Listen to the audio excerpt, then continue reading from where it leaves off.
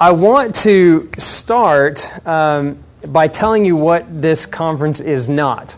This is not an exhaustive study of Buddhism, okay? That would take 10 lifetimes, and we'd have to feed you many meals, and it gets very expensive, and so we're not going to do that. What this is designed to do is give you some conversation starters, some common points of reference, so that you can engage in conversation with Buddhists with a little bit less fear, okay, or a little bit less anxiety.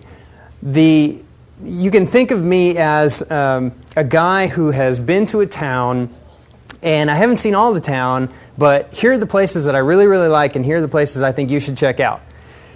If you go to that town, you're going to see some other places, you're going to hear some other things, and you're going to come back going, hey, you didn't tell me about that. I'm not giving you an exhaustive cover. We're just going to hit the high notes. So we are going to video this. It will be available online. I'll make my presentation available online. I'll make the notes available online. I'll tell you the website to go to for that.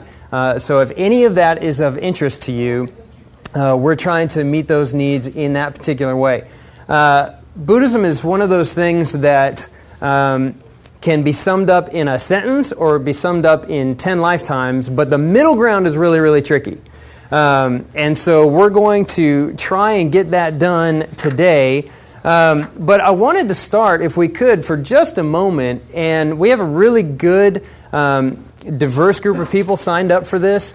We have some that have Buddhist in their background. We have some that were raised in Buddhist culture, but not necessarily active religious practitioners. We have some with Buddhist in their neighborhood. And so I would like if a couple of you would volunteer and tell me what it was that got you here today, what it was maybe in your history, or I have a family member, or I go to a place where Buddhists own that business, maybe Buddhist students on campus, whatever it is. What piqued your interest? What got you in the building? Anybody want to tell me some of that? Yes, ma'am. Mine was a girlfriend. Okay. We were from Barbados, and when she told me she was practicing Buddhism, what do you know about Buddhism? Never heard about that back home. So I said, so when I saw this come up, I said, oh, okay, let me go see what this is. Okay, yeah, excellent. And I would say a group of practicing Buddhists from Barbados is probably pretty small in Houston compared to others, but I never heard of anyone else. but I will say that kind of speaks to the global nature of Buddhism and the variety of practitioners and cultures that are all swept up in this. And that's actually what makes it so challenging to talk about in 2 hours. You've got to get from India to China to Japan to Korea down to Sri Lanka and Thailand, and that's just in Asia. Yeah, and then you got to get all the way over to Barbados. So I don't think I'm going to get to Barbados today, but that's a good tip for the future. Somebody else, what got you in the door today? What got you here? Yes, ma'am. Well, as a Christian, I often hear various things about other religions, and I'm not always as informed as I need to be. So I'm hoping to have more information, so if I need to address that, I can have some understanding of where the person's coming from. Absolutely, absolutely. Yeah, a couple of things. I get, whenever UBA does a conference or a talk like this, we did one on Islam a couple of weeks ago, did Hinduism last year, and we've done Islam several times before. Generally, this causes two reactions, in addition to some minor ones. One is they think that we are mixing the two, Christianity and whatever world religion. We're not doing that, okay? I'm not going to teach you how to be a good Buddhist, okay? I myself would be a terrible Buddhist. So I'm not going to teach you how to do that. In fact, there will be very little in this talk about actual practicing. You know, I mean, a lot of Buddhism has to do with meditation. I'm not going to teach you how to meditate. We're not going to spend time talking about postures or any of that kind of thing. That can all be looked up. In fact, what a Buddhist would probably tell you is all of that stuff is better experienced than it is read about. Now, the other thing is, in addition to not teaching you how to be a good Buddhist, I'm also not trying to arm you as Christians to go out and attack the first Buddhist that you find, saying, now I have you, I got you in a corner, I understand everything that there is, now I'm going to save you. That's not what I'm trying to do, okay? I'm trying to give you some conversation starters. I'm trying to encourage you to build relationships because I think that's how people are attracted to Christ. My overarching desire in all of this is to see lives changed and Christ glorified, and that's it. And so if you're looking for the magic 8 responses to every Buddhist, first of all, there is no such thing, and second, I wouldn't give that to you anyway. So I'm glad that we're here kind of exploring some relationships, for one. That's good. The first 2 things are relationships. That's awesome. Anybody else? What got you in the door? Yes, sir. I went back to school. I'm working on a master's in counseling, and in the class that I'm currently enrolled at, we're talking about the idea of how do you counsel someone that is from a background such as this. Okay. So finding out a little bit about that. The other thing is that I'm interested in is that piqued my interest is that I work for the Interchange Freedom Initiative, which is a ministry of prison fellowship. And every once in a while, you run across folks that they're looking into stuff like this. Sure. So I want to be conversant with Sure. folks like that. Yeah, okay. Excellent. Anybody else? Sir. There is a big Buddhist church or Buddhist meeting center where we live, very close where we live in the southeast of Houston. We would like to learn what do they believe. Yeah, okay. Excellent. Yes, ma'am. One of my best friends is Buddhist, and I wanted to understand her and try to bring her to the Lord. Also, my niece from California just buried her father, and I thought they grew up as Catholic from the Philippines, and I was shocked they had a Buddhist burial. And she said that she's Buddhist now, and of course she's back to San Francisco, but I was shocked. So there's a lot of people that are Chinese that in their business, if you go to the nail place or something, they will have this burning of the incense. altar Mm-hmm. and stuff. So you would think they're Buddhist. So I'm just. It's really relevant to you. Yeah, it's very, and then they say, and I even point blank asked a Baptist pastor, I said, how can you be a Buddhist and a Christian? I went to another funeral that had a Christian burial with a Methodist preacher, but also the head of the Buddhist. Yeah. Texas doing it, and that was just. Coming all bases. Yeah, you'll find that's. I was just overwhelmed. You'll find that's much more a problem for Christians than it is for Buddhists. There is a lot in Buddhism, there's a lot of borrowing and a lot of validating from other religions, from other cultures. Very, very common, and even some cross-religious jokes that I came across as I was studying for this, which I found really interesting. Anybody else? Lee, can I have you volunteer while I call on you? Sure, I'm here because I heard my friend Josh was presenting. Okay, yeah, all right. Now, the other reason, not the one I paid you for. I grew up Buddhist. I'm Buddhist in my family. My parents were Buddhist. I grew up in Shanghai, China. And I call my family Creaster Buddhists. Like Creaster Christians, Christmas and Easter. We went to the temple twice a year on Buddha's birthday and Lunar New Year, or Chinese New Year. Yeah. And we pray to the Buddha for health and wealth. It was very much a prosperity, false gospel, if you will. Yeah. And we didn't really believe in a supernatural or a God, although we still pray to this, whatever, inanimate, very impersonal being for things. Just a couple of recent interactions I've had with Buddhism. A couple of years ago, went on a mission trip to China, in Lijiang, China, which is very close to Tibet. Our chauffeur, our driver, was Buddhist. And she was asking us, what do you do for a living? I told her I was a pastor of a Christian church who believed in Jesus. She had never heard any of those words in Mandarin.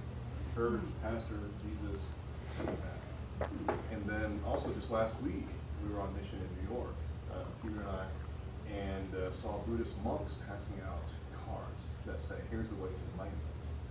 And I was thinking in my head, don't they preach like to reach nirvana, you're not supposed to have any desires? So his evangelizing, proselytizing, if you will, I thought was a sin against the Buddha, according to him. Yeah, we'll talk about that, because there's a lot of what you'll find is that Buddhism is incredibly complex. It has this veneer of simplicity.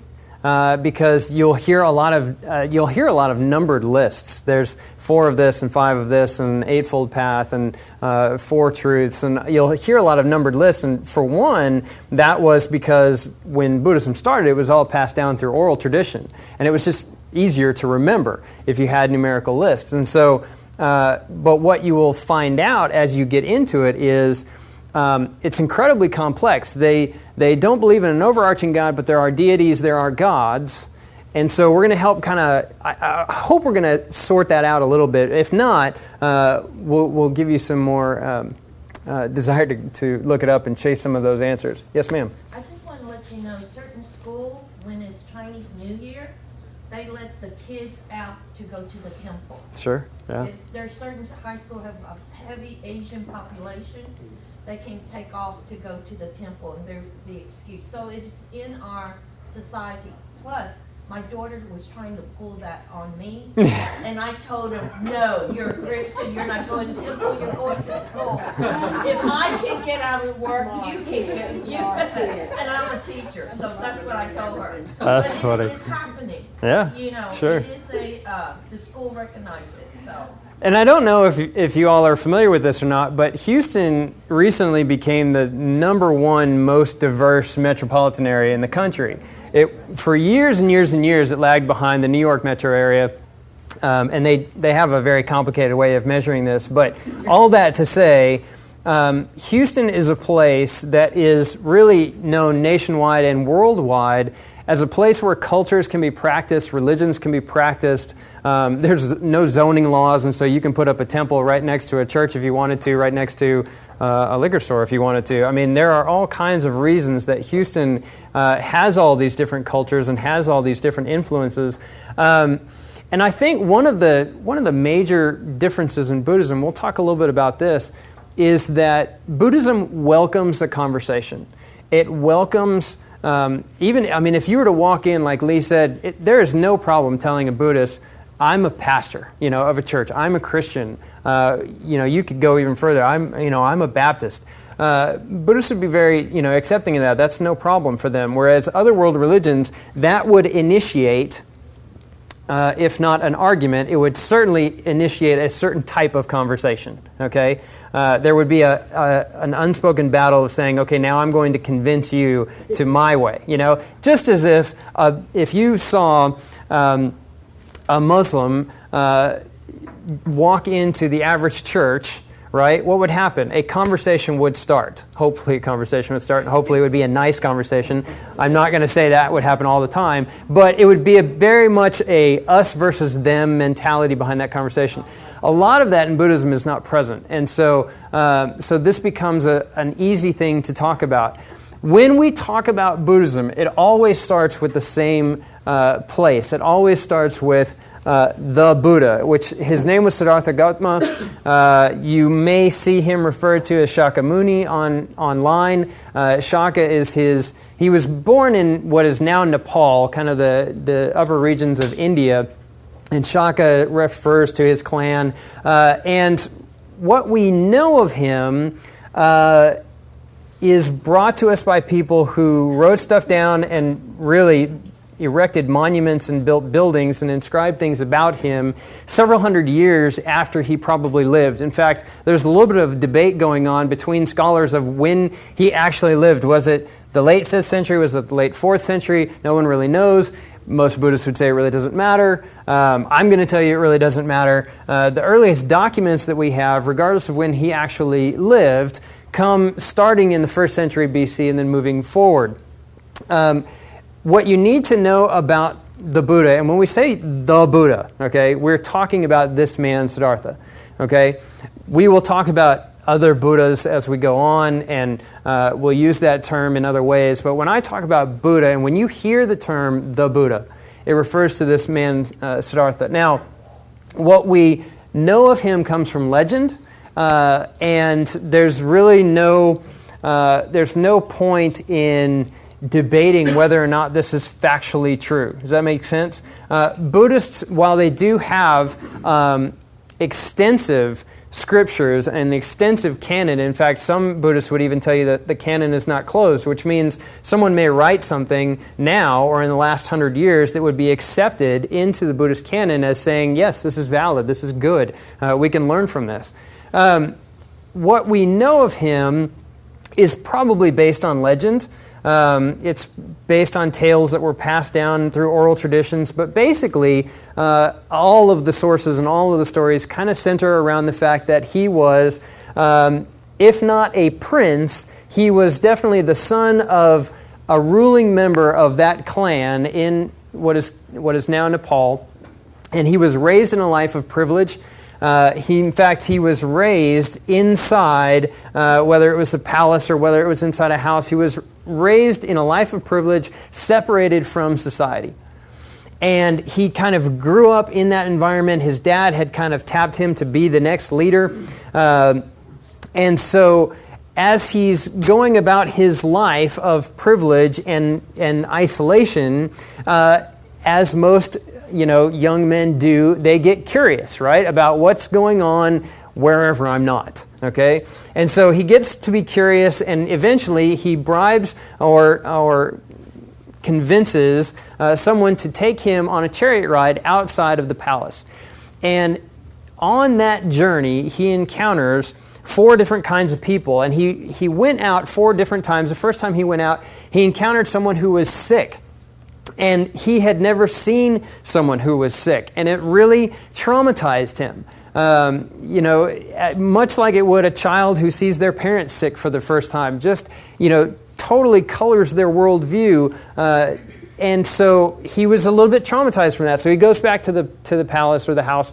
He goes out on another chariot ride. He encounters the aged. He encounters someone who is old, and he's wondering to himself, how does this happen, right? And the person who's taking him out on these rides has to explain to him, look, everybody gets old, okay? Everybody gets sick. Everybody gets old. This is the way life is. And he was not good with it, okay? And so he goes back and goes out again, and then he sees a dead person. He sees a dead body laying on the ground and is completely traumatized by that. And again, the charioteer has to say, this happens, okay?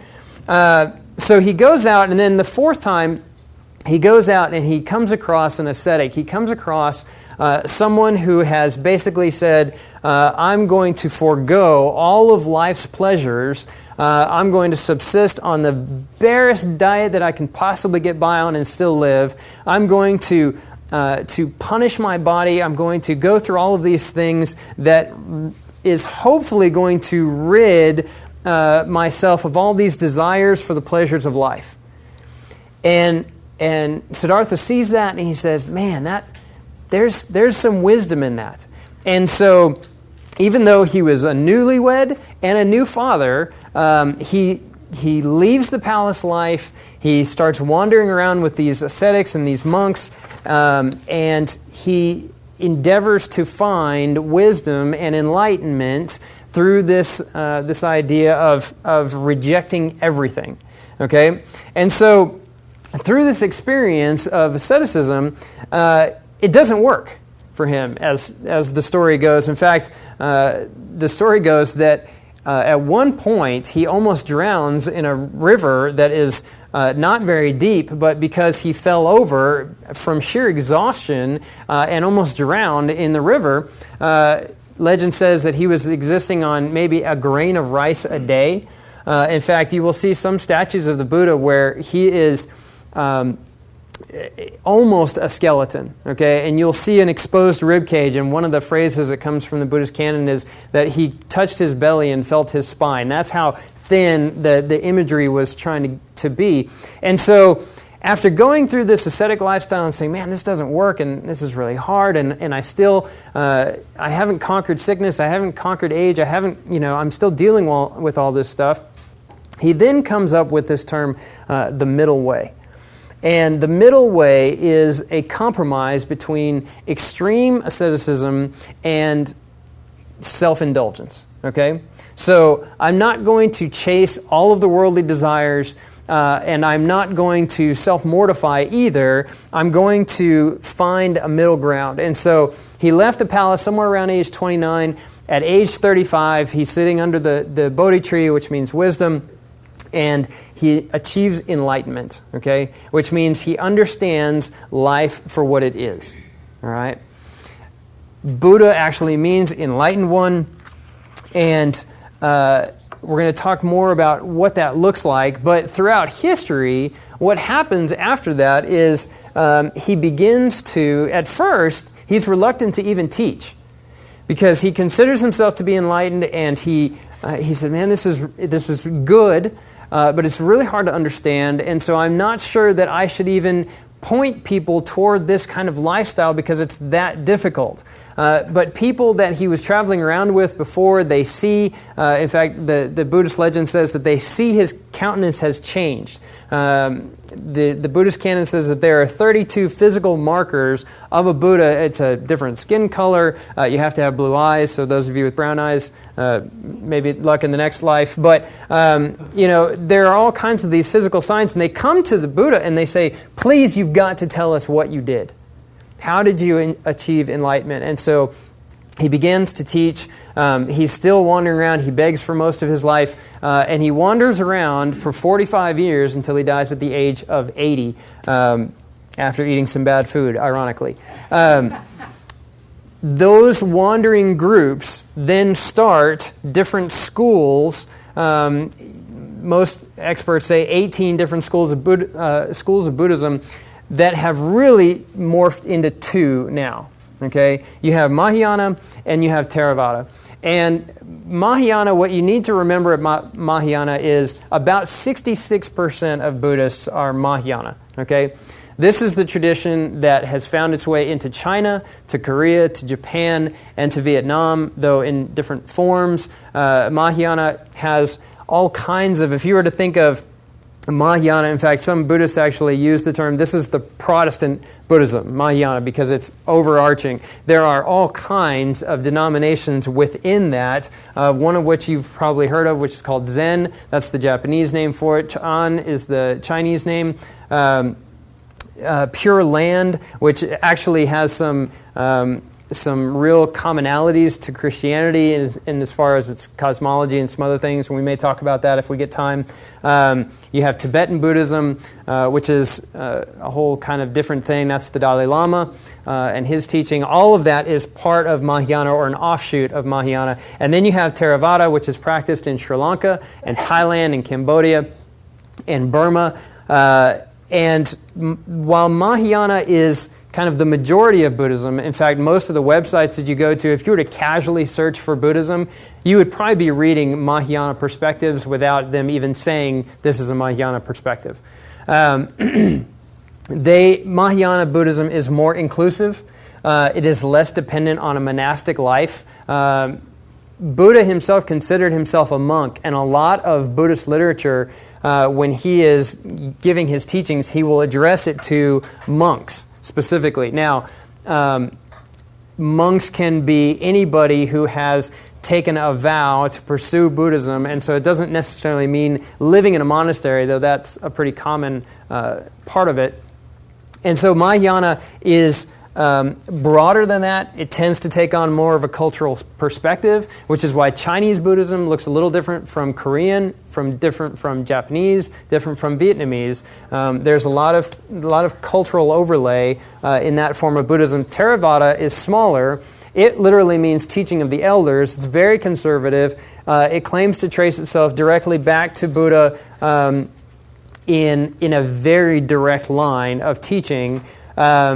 And there are some differences in the ultimate goal between these two schools. So you don't necessarily need to keep track of the different schools. It would be really difficult to look at Buddhist literature online or look at something and go, now, where does Zen fit in with Tibetan, fit in with Mahayana?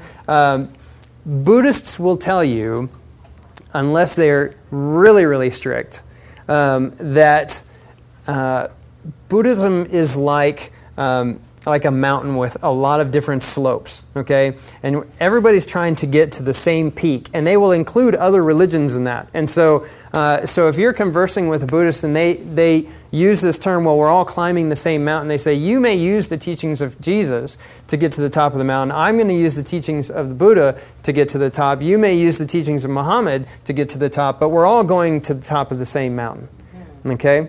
So while there is divisions within Buddhism and some distinctives, and we'll talk about that, don't get lost in that, okay? It would be pointless to try and remember all of that. Just like if you were a new Christian, it's pointless to walk you through all the differences between Lutheran and Baptist and Methodist and Presbyterian and so on and so forth, right? So we're going to stick to the big ideas here. But one phrase that you will hear, you can't see it on the slide, but it's taking refuge in the triple gem, okay? The triple gem is kind of a shorthand description for Buddhism, and it refers to these three terms: Buddha, Sangha, and Dharma. Okay? Buddha, we already know, refers to the person, though there are some other interpretations of that. Sangha is a reference to the community, Buddhists at large. And Dharma, which is a reference to the truth. And so all Buddhist denominations, all Buddhists everywhere would understand this phrase, taking refuge in the triple gem, even if they have slightly different interpretations of what that means. Okay? Buddha, Sangha, and Dharma. What you see on this circle is part of Japanese calligraphy. It's called enzo, which means circle. And this is used in meditation. This is used in Buddhist art. You'll actually see a couple of companies with this as their logo. You'll see this idea of a circle everywhere in Buddhism because Buddhism, one of the key principles to it is that time has no beginning and no end. Okay? Everything is circular.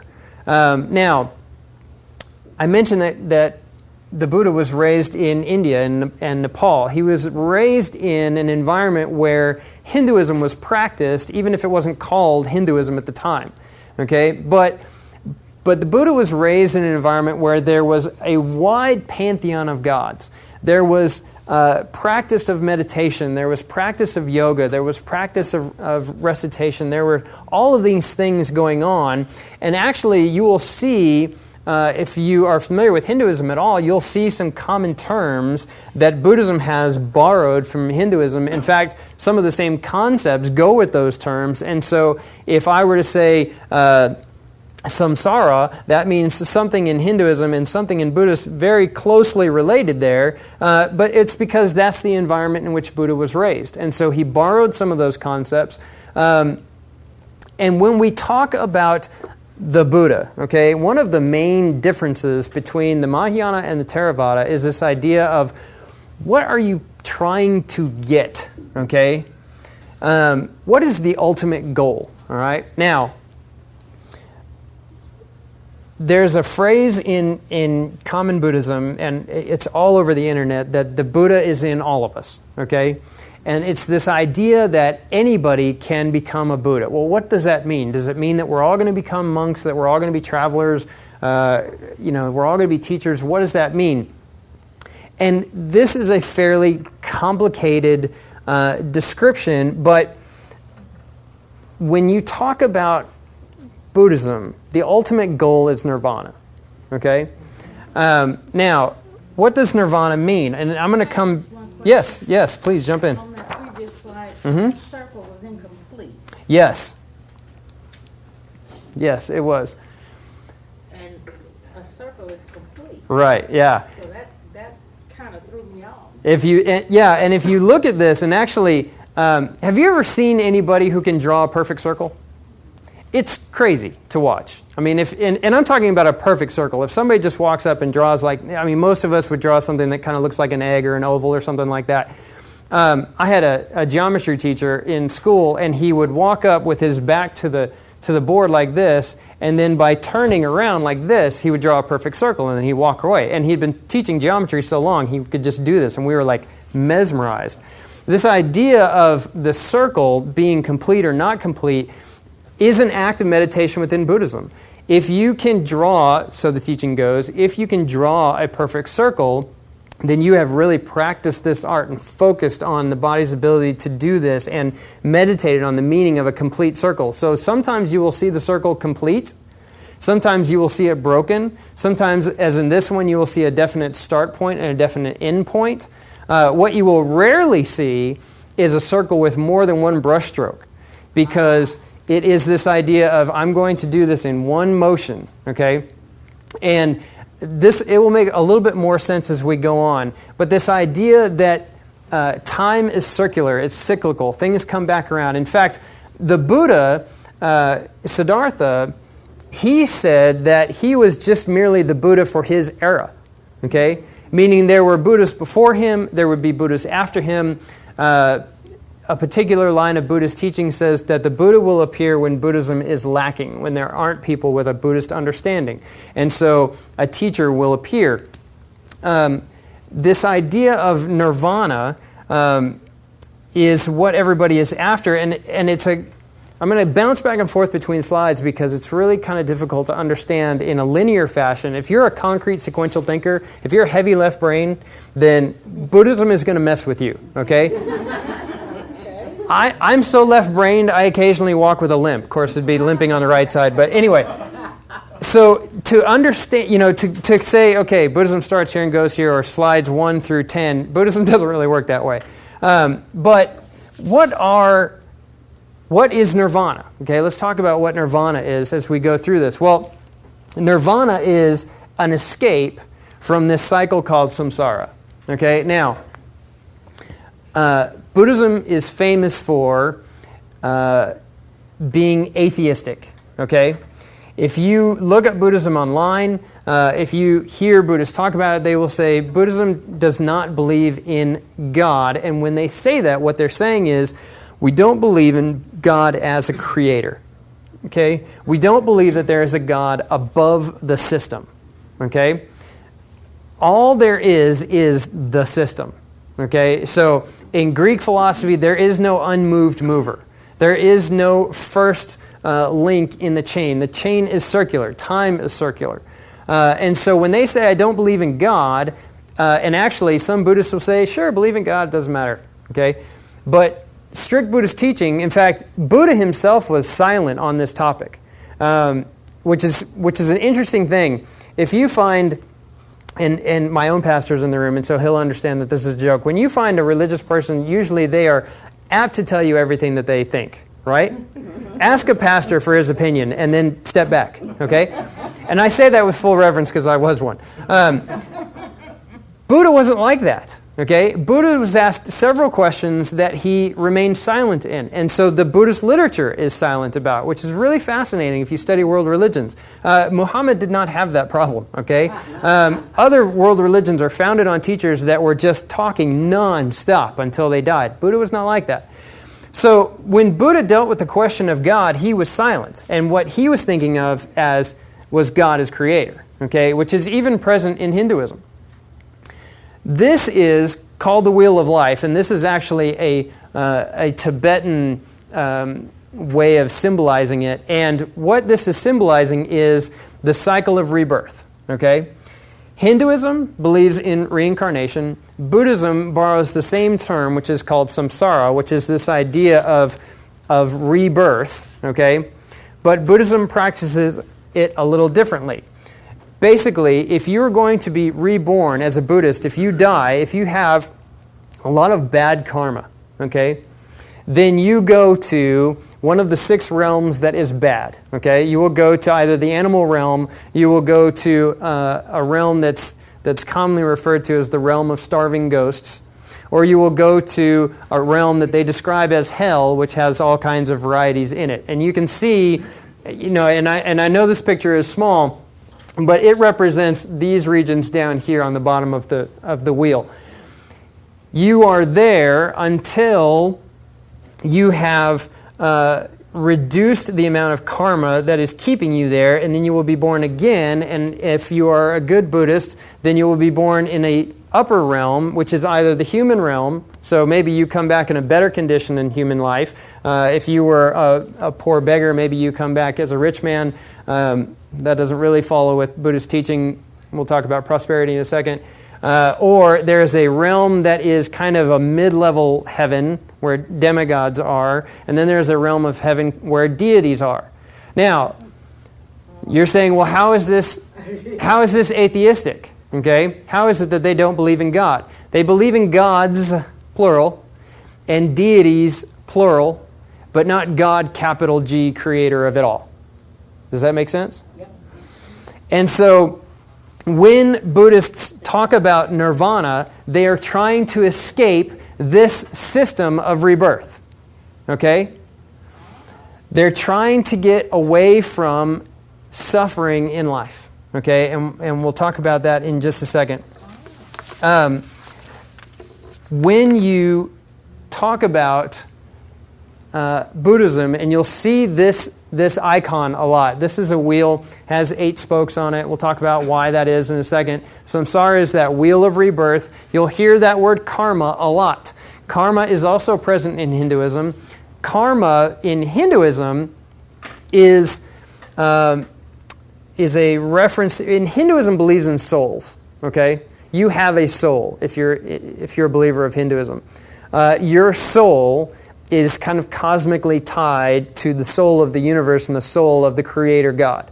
Okay? You'll hear the terminology Brahman and Atman, which is the air outside the jar and the air within the jar. That's all Hinduism, and that's the idea that Buddha was raised in. Karma is this idea that, okay, whatever you do in life, okay, is causing an effect. Okay? Buddhism is very cause and effect related. Everything has a cause, everything has an effect, yet there is no beginning to that. Okay, does that make sense? So when I'm talking about karma, there is this idea of doing good things to get good karma, and if you do bad things, you get bad karma. But really, karma, think of it as a weight. If you do bad things, I'm going to heap weights on you. Okay? You have earned through your bad actions this bad karma, and it's going to weigh you down. Unless you do good things and earn good karma, you cannot take those weights off. Does that make sense? So even though they talk about a wheel of life, I'm going to use kind of the up and down analogy. If you are weighed down with bad karma, you go down, right? You may be reborn as an animal. You may come back as a starving ghost. You may be in one of the realms of hell, okay? If you do good karma, okay, you're taking that weight off, and you will go into one of the upper realms. Does that make sense? Karma in Buddhist teaching is energy, okay? And it is a massing of bad energy or a reduction of that bad energy in the case of good karma. And so when you achieve nirvana, okay, when you escape the cycle of rebirth, what is actually happening is all the weight has been removed from you, okay?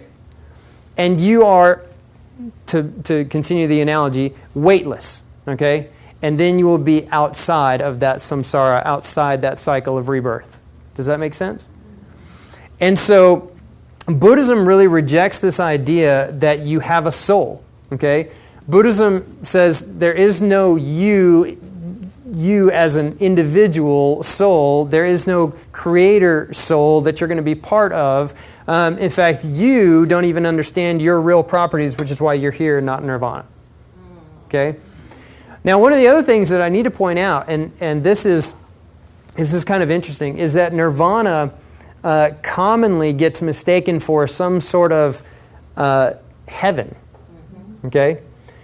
Nirvana is not heaven. Okay? Nirvana is better than heaven. It's apart from heaven. Okay? If you have very little karma acting against you, then you'll be reborn into one of the heavenly realms. But that's not the goal. Okay? Nirvana is to be apart from all of that system. And so Buddhists, to borrow kind of an older Christian strategy, which is to say, where do you go when you die? Okay? Some world religions, that's a perfectly valid question because that's a very valid concern. Okay?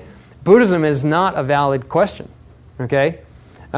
Because they're trying actively to be at a place where that's not important. Does that make sense? They're trying to be apart from all of that system.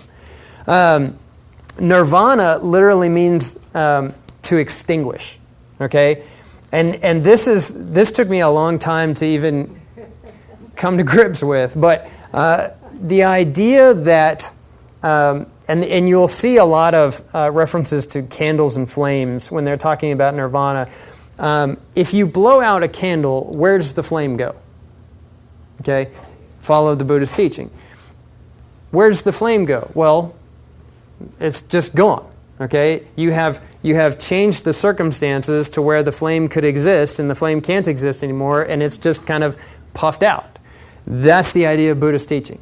Okay, when you achieve nirvana, you are extinguished. Okay, and so this is where Christians have a really hard time with Buddhism, because you're saying, so the entire goal of your religion is to not exist. Is that fair? And Buddhists would say, yes, but here's the reason why. Because existence is tied to suffering. And who wants to suffer? Okay? So we want to be apart from that whole system. Okay? Now, samsara, karma, and nirvana, all terms that you will find in Hinduism. Okay? Different applications there. So remembering the cause and effect nature, and remembering the idea of rebirth and this idea, let's talk about what really changed the worldview of Buddha. Buddha, when he was going about, his problem with what he saw was everything in the world seemed to be some form of suffering. Okay? Now, follow his life teaching. He was raised in privilege. He was raised with very little of what we would consider suffering. How many of you have ever eaten too much of a good food? I'm a donut guy. Okay, like I have very few vices. It's what makes me a good Baptist, right? I'm a donut guy. If your church doesn't have donuts on Sunday morning, you didn't go to Sunday school long enough, as far as I'm concerned. So, but I have a tendency to eat more donuts than I should. Now, some of you are thinking, yeah, because you ate one. But I'm ignoring your perspective. I'm saying I may have 2 donuts when I should really just have 1. Okay? And after eating all these donuts, which were really, really good at the time, now I don't feel so good, right? Now I'm feeling a little heavier. Maybe I'm crashing because of the sugar rush. Maybe all of that is coming into play. Maybe my blood sugar is spiking and it's doing hypertension and all kinds of other things to me. But in the moment, it was really, really good, right? But that moment turned really, really bad as soon as the good moment was gone. And so this idea of all life is suffering is applicable even if you're talking about good things, right? Too much of a good thing is bad, okay? And so the primary truth, and that's what Dharma really means, is truth. And you will hear the 4 Noble Truths everywhere. Okay, and all Buddhists agree that life is basically, and Buddhist application is an understanding of the 4 Noble Truths. First, the truth of suffering. Okay, life is, the word there in Sanskrit, Pali is dukkha. And it means pain, it can mean suffering, it can mean frustration, it can mean unsatisfying, it can mean all of that. And these are the actual words of the Buddha as passed down. This is what it says. Now this, O monks, there's again that reference to monks, is the noble truth of pain. Birth is painful, old age is painful, sickness is painful, death is painful, sorrow, lamentation, dejection, and despair are painful. Contact with unpleasant things is painful. Not getting what one wishes for is painful. In short, how we understand life is painful. Okay? If you stopped there, Buddhism is endlessly depressing, right? I mean, where is any joy, hope, or anything positive in that life? And so that's where Buddhism starts. And that's where the Buddha started. And he said, I'm seeing this sick person, I'm seeing this old person, I'm seeing this dead person. Life is not good. Life is full of suffering. So there's got to be a way to get out of that suffering. All right? Which leads to the second noble truth. And he says this, now this, O monks, is the noble truth of the cause of pain. Okay, so you have the truth of pain, now the cause of pain. That craving which leads to rebirth, combined with pleasure and lust, finding pleasure here and there, namely the craving for passion, the craving for existence, the craving for non-existence. So he says, okay, not only is life painful, but what you crave is actually continuing that process of pain, right? Not getting what you want hurts, right? I've been asking for a Ferrari every year for Christmas since I was 10. I have yet to get one. I find it very unsettling, okay? I have a career in the ministry. My prospects are not looking good. If any of you have one that you want to give me, that'd be great. But following good Buddhist teaching, right, if I were to get a Ferrari from one of you, you know what happens next year? New Ferraris come out. And they're probably going to go faster and look better than my current Ferrari. And so even though I got this really good thing, I'm not going to be fully satisfied by it because I'm always going to be craving something else. So life is suffering, and really the cause of that suffering is the desire that I am approaching life with. Okay? So you have the cause of suffering. Now you have the noble truth of the cessation of pain, or the end of suffering. He says, the cessation without a remainder of that craving, abandonment, forsaken, release, non-attachment. He says, if you want to end suffering in your life, what do you have to do? You have to end the craving. Okay? So you have to rid yourself of desire. Which leads to the fourth noble truth, and it says this, now this, O monks, is the noble truth of the way that leads to the cessation of pain. This is the noble eightfold path, namely right views, right intention, right speech, right action, right livelihood, right endeavor, right mindfulness, and right concentration. He says, okay, life is pain, got to get rid of that pain, got to get rid of the desires that lead to that pain, and so in order to do that, here is this eightfold path, okay? So it's interesting to me, especially if you're a concrete sequential thinker, that the Four Noble Truths is really three noble truths and an eightfold path. Okay? So we're going to talk about this eightfold path here, but what you need to understand about, well, first of all, let me just ask you this. The path that leads to the end of suffering, who does it depend on? Yeah, you. You are fully capable of ridding yourself of the desires that cause pain in your life. Okay? So there doesn't, as far as this system is concerned so far, there doesn't need to be a God, right, that is in charge of the system. What would you need him for? Right? So that's this idea that the Buddha is within all of us, okay? Meaning you can rid yourself of these desires. You can free yourself from this pain. All you need to do is try harder, okay? And try differently. And this is where Buddhism really gets simple on the surface and 10 lifetimes worth of deep when you practice it, okay? And let me show you what I mean. The Noble Eightfold Path. Again, a lot of numbered lists in there. You'd be surprised at the numbered lists I'm not even telling you about.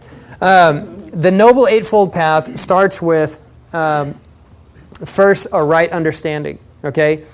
If you are to be, first, a good Buddhist, if you are to ever achieve nirvana and ever achieve this freedom from the cycle of rebirth, samsara, then you have to accept the Four Noble Truths. Okay? Life is suffering. You have to accept those things.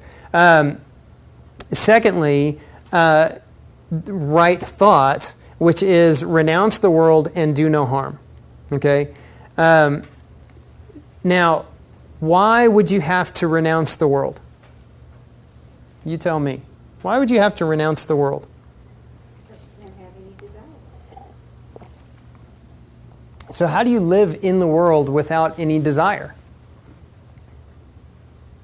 Now here's an interesting problem, okay?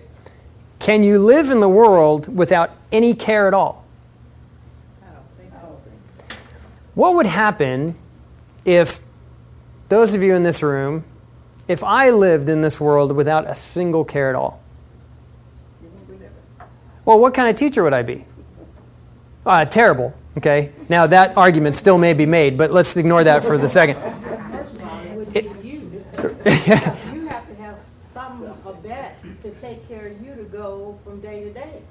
Right, and you have Buddha's early experiments with asceticism. If you have no care at all, then you may drown face down in a river that's not very deep because you only ate 1 grain of rice that day. So you have no care for you, and if you have no care for others, right, what's that going to do to your karma? Bad. It's bad, right? Because everything is cause and effect in Buddhism, okay? So how I live affects you. Right. Now, you're seeing, I'm hoping, some conversational parallels to Christianity, okay? But if I lived without any care at all, then I can't be a very good Buddhist. I can't be reducing my own karma. I can't be making life better for you, which also reduces bad karma for me. So we're not talking about having no care at all. What we're doing is taking a step toward enlightenment is stopping the things that you know are bad for you, okay? Starting the things that you know are good for you in a way that gets the ball moving. Does that make sense? In the Eightfold Path, they're almost sequential, okay? And so you can't really start Buddhism without accepting the Four Noble Truths. You can't really start practicing that unless you say, okay, I'm going to stop doing harm to myself and to others, okay? Now, what does that mean? What does that look like? How do you stop doing harm to yourself and others? Well, they would say, Josh, stop eating donuts. That's harmful to you, okay? If I owned a donut shop, they would say, stop making donuts. They are harmful to people. Even if you never eat them, you're killing people with your sugar, okay? So right thought is kind of the start of all of that. This principle is basically don't make life worse for anybody else, okay? And so you move from this kind of basic wisdom to now you have some moral conduct. You have some do nots, okay? You will see some Ten Commandment-ish looking phrases here. That's not because Moses and Buddha got together and said, yeah, that's a pretty good common list. Let's go with that. But it's amazing to see some of the commonalities here. Right speech. Do not lie. Do not slander. Do not revile. Do not gossip. Okay? All of that is kind of contained in right speech. Right action. Do not kill. Do not steal. Do not lust. Now, when they say do not kill, there is kind of a misnomer out there that all Buddhists are vegetarians, and that's not necessarily true. A lot of Buddhists are vegetarians. A lot of, in fact, a really strict, there's a sect called Jain, which is not necessarily Buddhist, but they take this do not kill, the word for it is ahimsa, so seriously that they really don't even eat vegetables because the vegetable is not, you're killing the vegetable. Does that make sense? Fruit is perfect because you can pick a fruit and you didn't kill the tree. If you pull a carrot out of the ground, no more carrots come out where that spot was. But this idea of do not kill, you will see this practiced all over the place, and some apply this to their diet. They don't eat meat. Interestingly, because Buddhism is practiced differently in different parts of the world, this vegetarian idea is also practiced differently. In Tibet, most Buddhists are not vegetarians. Why? Because they live at 10,000 feet, and it's really hard to grow vegetables year-round at 10,000 feet. Okay? So they're a pastoral culture, so you eat what you lead to pasture. Okay? Buddhism, in other parts of the world, Buddhists are practicing vegetarians. And so all of that is kind of encompassed in do not kill. It goes way beyond do not kill your fellow man. But all of that is included in right action. Right livelihood, work for the benefit of others. And when I say livelihood, I'm talking about your profession. What do you do, and is it done to the benefit of others? Buddhists would say, and Buddhists, because of the do not kill, most Buddhists are very strict pacifists. I say most because it's really hard to paint everybody with that same brush. But there is a very strong strain of pacifism in there. So if you owned a gun store, you are not practicing right livelihood. Okay? Some Buddhists will say, if you go online, you will see references to no world war has ever been fought in the name of Buddha. That is true, especially on the world stage. Some websites will say no war has ever been fought in the name of Buddha. That is also true, but that doesn't mean Buddhists aren't involved in war. Okay? Go read about the country of Burma or Myanmar, and you will see that Buddhists were actively involved in the persecution of a Muslim minority there, and still are to some degree to this day, but they aren't doing it in Buddha's name. They aren't saying, to be a good Buddhist, I must persecute you. Okay? That totally doesn't make any sense in Buddhism. And so this whole idea of right action is tied to right livelihood. If you're going to work, you must work for the benefit of others. Okay? One of kind of a list that you will see out there, and you'll hear me refer to if you go online or if you read this book.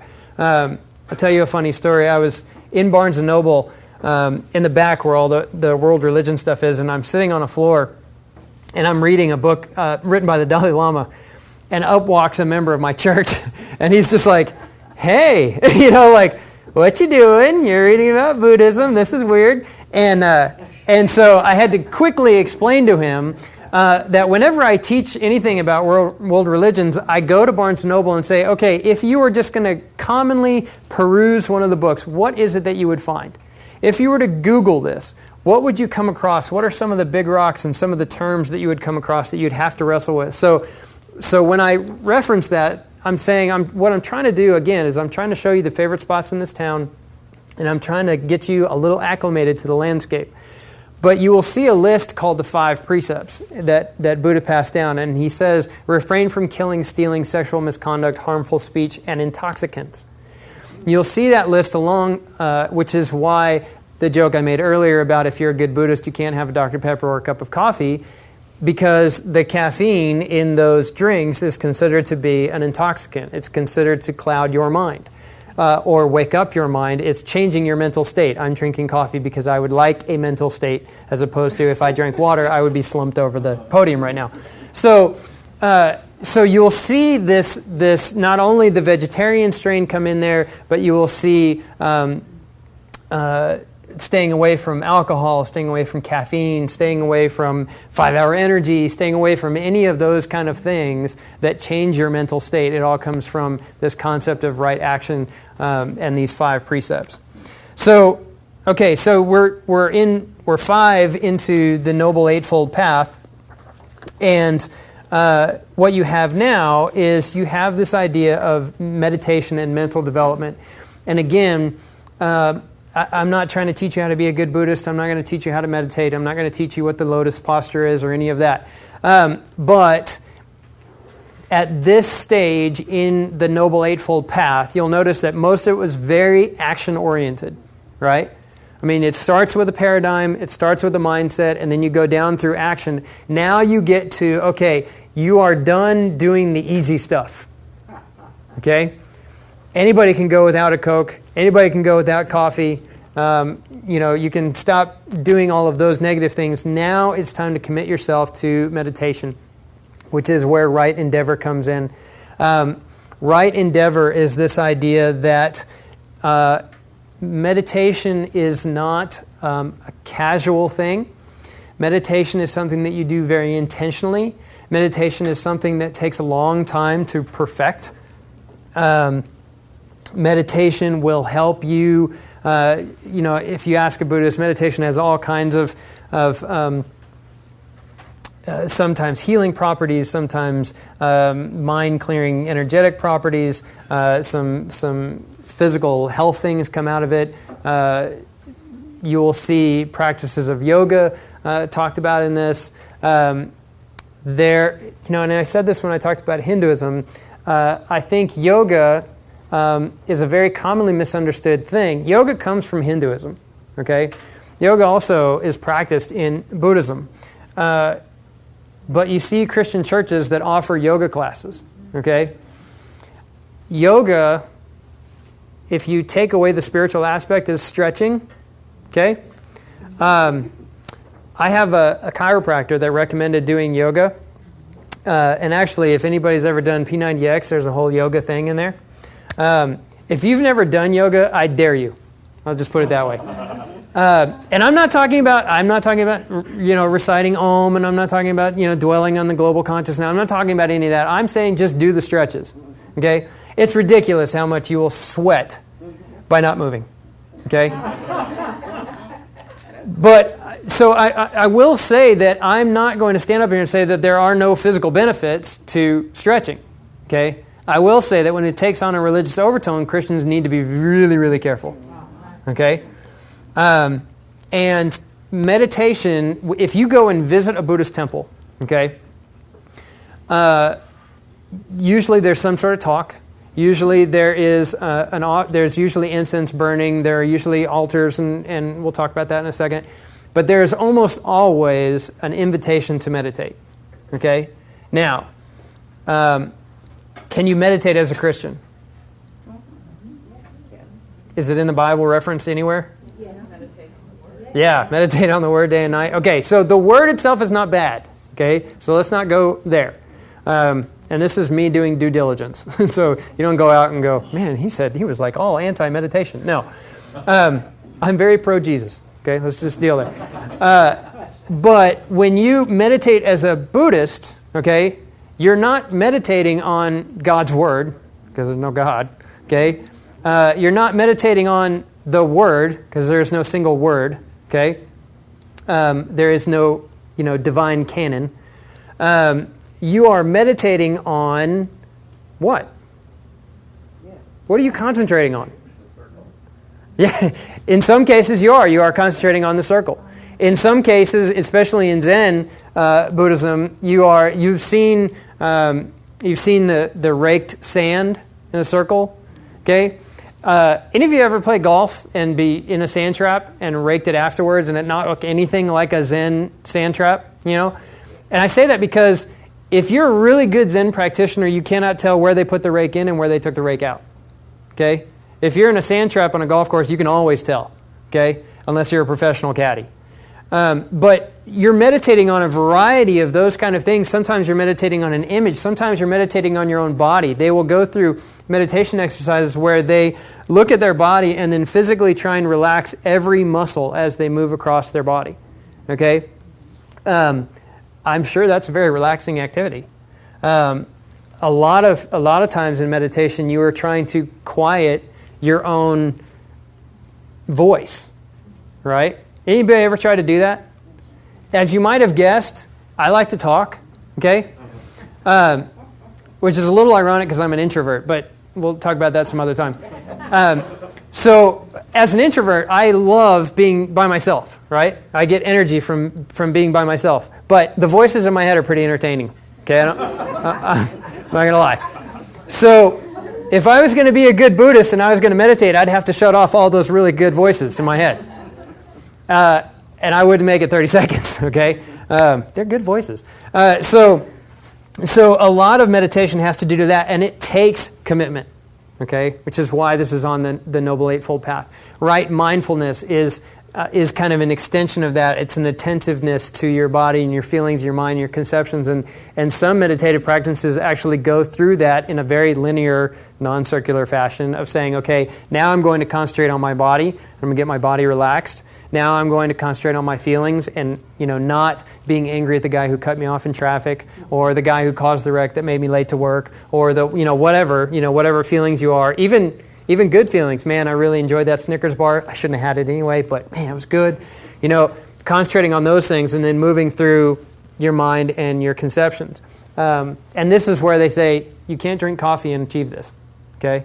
Because if you meditate while drinking coffee and you meditate apart from coffee, you're going to get two drastically different results. Some of you are saying, yes, one I will be conscious for, one I will not be conscious for. That's up to you.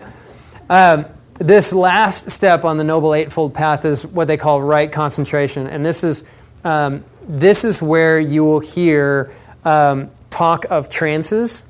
Okay? This is where you will hear people saying, well, I was meditating on this, and then all of a sudden time disappeared, right? Or I felt like I was in a different place, that kind of thing. This is the last stage, and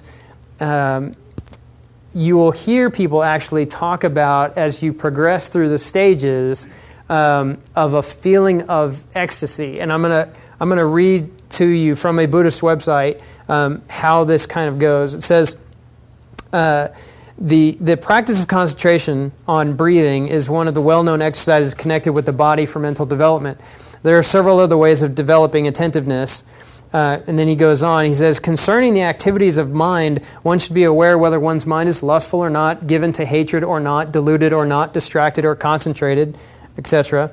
In this way, you should be aware of all the movements of your mind, how they arise and disappear. As regards to ideas, thoughts, conceptions, and things, one should know their nature, how they appear and disappear, how they are developed, how they are suppressed and destroyed, and so on. Okay, just that much. You can't do that in a 5-minute spell, right? I mean, you can't do that in a 5-minute span of time.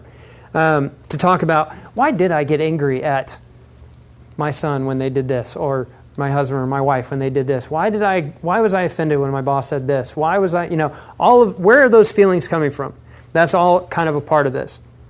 And then he says, as you move through these stages, the third and last factor of right concentration is these 4 stages, generally called a trance. In the first stage, passionate desires and certain unwholesome thoughts like sensuous lust, ill will, languor, worry, restlessness, and skeptical doubt are discarded, and feelings of joy and happiness are maintained along with certain mental activities. Okay? Fair enough. In the second stage, all intellectual activities are suppressed, tranquility and one-pointedness of mind is developed, and the feelings of joy and happiness are still retained. So, okay, we're talking about our feelings, and we're thinking about that, but, this whole quietness of intellectual activities, that's you planning the rest of your day while you're supposed to be meditating, stop doing that. Okay? Stop thinking about the appointment that you have next. Focus on that moment. Okay? Some of you are smiling because you know exactly what I'm talking about. In the third stage, the feeling of joy, which is an active sensation, also disappears while the disposition of happiness still remains, in addition to mindful equanimity, which is kind of a calm. So you're saying, okay, the feeling of joy is gone, that momentary sensation, I really like that, but happiness stays because I'm cool with it. Does that make sense? In the fourth stage, all sensations, even of happiness and unhappiness, of joy, of sorrow, disappear. Only pure equanimity and awareness remain. Okay, so if you get to that much, to that far down the line, you are aware, but you're not happy or sad about it. Okay? You are just kind of even keel. Now, again, I'm not saying run home and try and do this. Okay? But I am saying that's what it looks like, and that's what people are going after if they are chasing that particular step in the Noble Eightfold Path. They are looking for an awareness that is even keel, right? Now, why are they doing that? Again, what's in it for you if you find this kind of even keel? What's in it for you? What's the ultimate goal? Nirvana, which is what? Separation from suffering, right? So, in order to get rid of suffering, you have to get rid of that desire, okay? And so you have to get rid of both the sources of sorrow and the sources of happiness. Okay? You have to be even keel. There has to be just awareness. So, so before we talk about Buddhism in different countries, I want to go back to this idea of what it is that people are after. If you achieve nirvana, okay, what is it that you're really going after?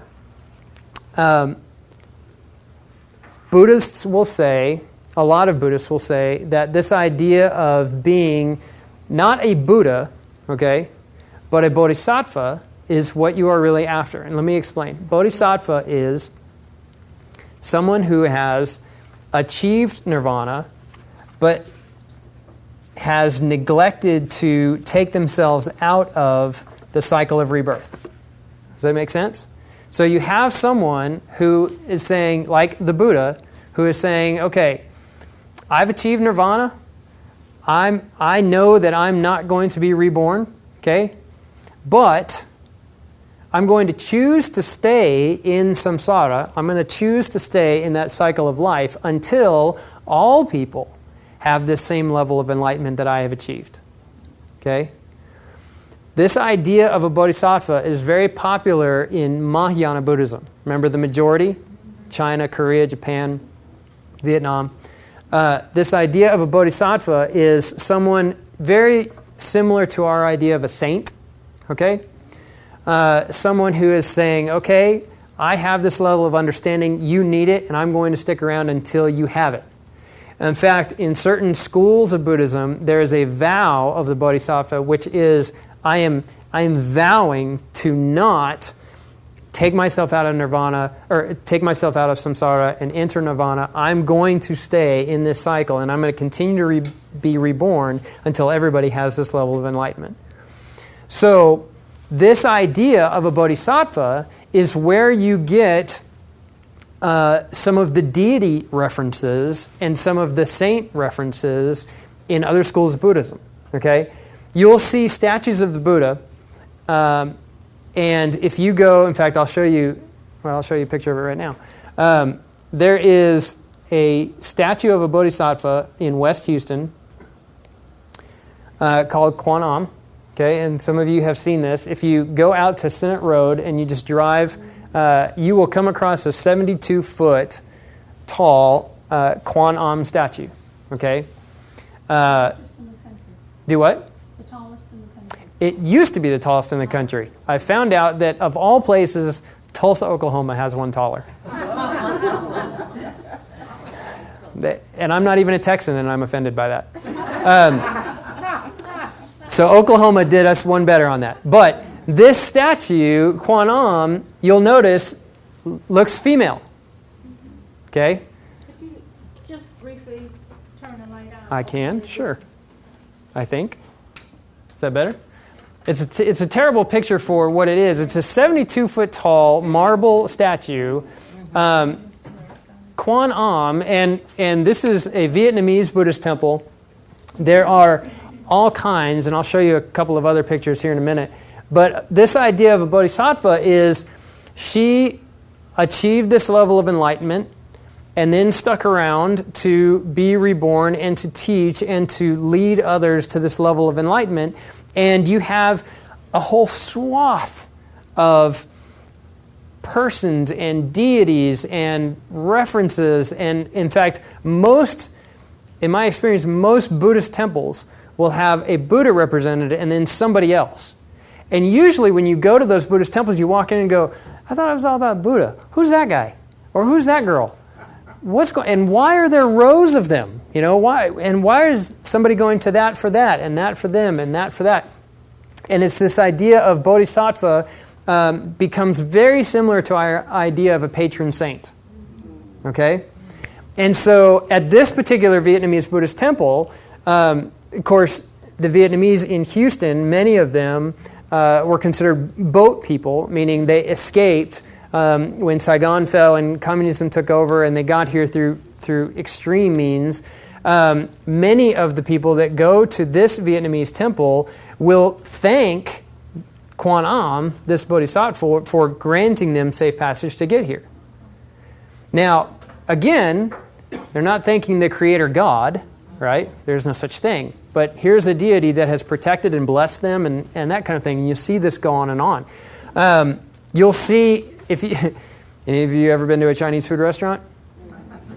In front, if you walk past the Jade Dragon, which is usually there in big or small form, what's there? Yeah. there'll be a fat Buddha, right? And this is where there's a lot of, in fact, there's a lot of jokes online about this. There's, this is what drives art historians crazy and Buddhist scholars crazy. That's not Buddha, okay? That is a bodhisattva, okay? He goes by a different name in Japan and a different name in China. That is a very, it's this whole rub the belly and get good luck thing. That is not a teaching passed down from the Buddha himself, okay? In fact, Buddha dismissed luck. Now, why would you dismiss luck if you're a Buddhist? Yeah, because everything's cause and effect. And if I say I'm lucky, I didn't have anything to do with that, right? And I was just lucky, okay? And so there's no real concept in strict Buddhist teaching of luck, okay? But what you will see as Buddhism spreads across the world and into different cultures, it takes on different qualities, okay? If you look up Pure Land Buddhism, which is practiced in China and Japan and some other places, you will see this, you will hear a reference to a bodhisattva that is guarding a realm that allows you to, if when you are dying, you chant this bodhisattva's name, you will go to that realm, which is a realm free of suffering, completely geared around meditation, so that you can reduce your karma in somewhat of a safe environment. Okay? And there's a guardian there protecting you, and making sure that no one can attack you and no one can steal you out of there. It's almost like a shepherd in a sheep's pen of complete safety. I don't know where I got that imagery from, but there are these ideas, but that's a bodhisattva too. That's not the Buddha. Okay? So this idea of a bodhisattva is a Buddha, and in fact when Buddha is referring to his own, he says that when he became enlightened, he remembered all of his past lives. And he refers to his past lives as bodhisattvas, okay, as preparations to become the Buddha, okay? So when they say there is a Buddha in all of us, if you are achieving enlightenment, you are a bodhisattva. You may become the Buddha of a particular era down the line or down the circle or in another part of the circle. See, I'm so left-brained I can't even talk about it that way. But right now, you're a bodhisattva. That's Mahayana Buddhism. Theravada Buddhism, okay, buckle up. Theravada Buddhism, okay, says this whole idea of rejecting nirvana seems to be counter to what we want to do all along, okay? I don't want any part of this samsara thing, and while I feel bad for all of you people stuck in this wheel, I'm out, okay? So this idea of an arhat, okay, is this idea of someone who has achieved the same thing as a bodhisattva, but who is not taking themselves out of samsara. Who's saying, you got me while you got me, and then I'm gone. Okay? I'm not coming back. It doesn't matter what realm I'm coming back into. I'm out. Okay? So you have two different schools of thought. And you also have a little bit of conflict between the Mahayana and the Theravada by saying, because arhat, if your desire is arhat and your desire is to take yourself out of samsara, how does that maybe look? How do you appear? If you say, you got me while you got me, but not any time after that. Don't I look kind of selfish? Maybe a tad narcissistic, self-important, whatever. Mahayana Buddhists are like, hey, what about the rest of us? Mahayana is actually a word that means the greater vehicle or the greater boat or the bigger boat, which means we're all going, right? We're all going to take this journey together. Theravada, when it says teaching of the elders, he's like, hey, look, even though you can read some Buddhist teachings and get this idea of a bodhisattva and everybody going together, he was talking about, he said, I have achieved this, I have discovered these Four Noble Truths, and I will not be reborn. Okay? So you get a little bit of division there. So that's why sometimes when you read online or you hear a Buddhist speaker or something like that, they'll talk about being a bodhisattva and not a Buddha. Okay? So I don't want you leaving going, well, what is that? If you go to a Buddhist temple and they say, oh, that's a bodhisattva, or they'll say, that's another Buddha. When they're saying another Buddha, they're referring to a bodhisattva. Does that make sense? So let's look at, real quickly, Buddhism around the world, and then we're going to come back to Houston. This is not Houston. This is Asia, and where Buddhism started is down here, kind of in the... that's not going to work. I will point. You have the Ganges River, and you have kind of down, best guess is somewhere in this area. This is Tibet, okay? And this is the Himalayas, all right? This is a virtually impenetrable wall of mountains, okay? And right in the middle of it, this is where the Dalai Lama fled from. He fled from Lhasa when the Chinese came over and said, we're going to fix Tibet. And so you have Buddhism that started down here in this rampantly Hindu area, and then Buddhism basically did this. It went up around the Himalayas, and one of the ways to get to the Silk Road, which was a major path of exchange between China and as far over as Greece and Europe, it goes up through here. It also goes down through here. It also goes down through here to Sri Lanka.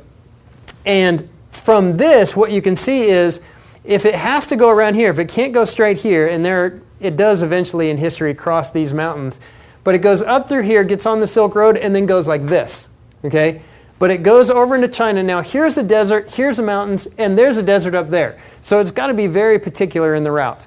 So it crawls over to China. It eventually makes its way to Korea. It eventually makes its way to Japan on that particular path. Down here, it goes from India, crosses the water over to the island of Sri Lanka. It eventually dies out, for the most part, in India. It goes from Sri Lanka over here to Burma and then Cambodia and Thailand. And this is where Theravada Buddhism is. This is where Mahayana Buddhism is. Okay? Which is why most Chinese are Mahayana. Most Koreans are, and Japanese, a form of Mahayana. And why, if you go to a temple, the Thai temple will look a lot different than the Chinese temple.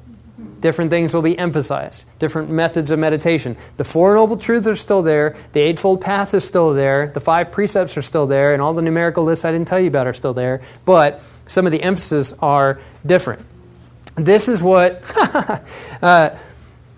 It's only funny because I can see the rest of the world, which is actually on this slide, and you can't see it. This is Buddhism, okay? Now, don't worry. South America is there, trust me. But this is Buddhism, okay? If you look at the percentages of where Buddhism is practiced, okay, orange and red are the heaviest concentrations. The funny thing about this map, and I'll show you, this map will make it a little bit more clear, is... this is where Buddhism is practiced today. Theravada down here in the red, Mahayana in the yellow. This orange is the Vajrayana or Tibetan Buddhism, and there's some kind of mixing between Mahayana and Tibetan. But you see on this map, where is it in India? It's nowhere, right? Now, if you go back to this map here, the United States is colored in kind of the 1 to 9% range, okay? South America is less than that. Europe, 1 to 9%. So the Buddhist world is all the way over there in East Asia and Southeast Asia, okay? That's interesting to me specifically because now we look at this map, and this is according to a Gallup poll who did kind of a global survey of religiosity, okay, or most religious. And so what you see is the most religious areas of the world are Africa, the Middle East, down here through South Central Asia, okay? A little bit down here, okay? And which school of Buddhism is this? Theravada, okay? And then you have China that's completely whited out. Why is China whited out? Because officially China is atheistic, okay? And probably not a whole lot of Chinese residents are answering a Gallup poll. But what you see from, the same for Libya, which obviously Libya is not non-religious. So you have this map that says this is where Mahayana is practiced, and then you have Gallup saying, well, no, China is atheistic. And so you see some of the difficulties of charting. When people ask me all the time, how many Buddhists are there in Houston? My answer is I have no idea. Okay? I can tell you that the Vietnamese community is very large. Some estimates have it over 100,000 people in the greater Houston area. The Chinese community is 60 to 70, maybe as far as 80,000 in the entire metro area. Vietnamese, China, Japan is relatively small here. Korean population is fairly significant. Thai, Cambodia, Sri Lanka, Bangladesh, those countries all have presences here. Not all of them are Buddhist. You can be a cultural Buddhist. You heard Lee talk about it, how he was raised as, one of those Buddhists who goes to temple twice a year. Okay? As Buddhism is practiced in these different countries, you will see different expressions and different levels of fervor, and you will see that represented in their local temples. So as I take you to Houston here, this is a terrible representation. I didn't realize this was going to happen until way too late. This is our website, and here's what you need to know about this. If you go to ubahouston.org, okay, and then over here you click resources, you'll see a page that has research in it. That research page will take you to world religions, it will take you to people group research, it will take you to all kinds of things.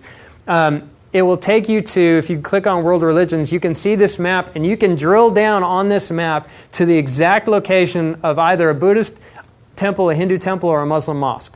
Okay? This is all public information. Okay? And I need to stress that, especially because I'm being videotaped. This is public information. I got these from public websites. I'm not spying on anybody. I'm not outing anybody. Anybody could have done this. Okay? I just happen to be that guy. So you can see that in the greater Houston area, you have 290 here, you have the Loop here, you have 45 here. Buddhist temples are spread all over the place. Okay? The Vietnamese community in Houston is spread all over the place. Chinatown, well, the new Chinatown, kind of in the Beltway, Westheimer, Beltway, Bel Air area, that's the second Chinatown. The first one was in just south of downtown, east of downtown. There are temples all over the place, and I really, really, really strongly encourage you to visit one. Visiting a Buddhist temple is probably the easiest of all the world religions to visit. Okay? I say that because not only are they welcoming of visitors, Buddhists are not actively proselytizing. Okay? Which means when you step foot on their campus, they're not trying to win you. Okay? Even though there would be monks in New York passing out pamphlets, if they're really good Buddhist monks, they don't care whether you take that pamphlet or not. Does that make sense? So here, have this pamphlet. Doesn't matter though, whatever. But it's good karma for them to pass out that pamphlet. Maybe you investigate that for yourself. Maybe you charge up that side of the mountain. Maybe you don't. But visiting a Buddhist temple is extremely easy to do. It's a very safe place to say, I don't know what's going on. Not very many people in here are going to speak Mandarin or Vietnamese or Cambodian or Thai. So when you show up there, you're probably going to hear a language that you don't speak, especially if they're reciting in Sanskrit or Pali or some of the other languages. You're definitely not going to speak any of those because nobody does. But go and ask questions. They will ask you to take your shoes off. You will see incense burning. You may be offered the opportunity to burn some. You are under no obligation to do that.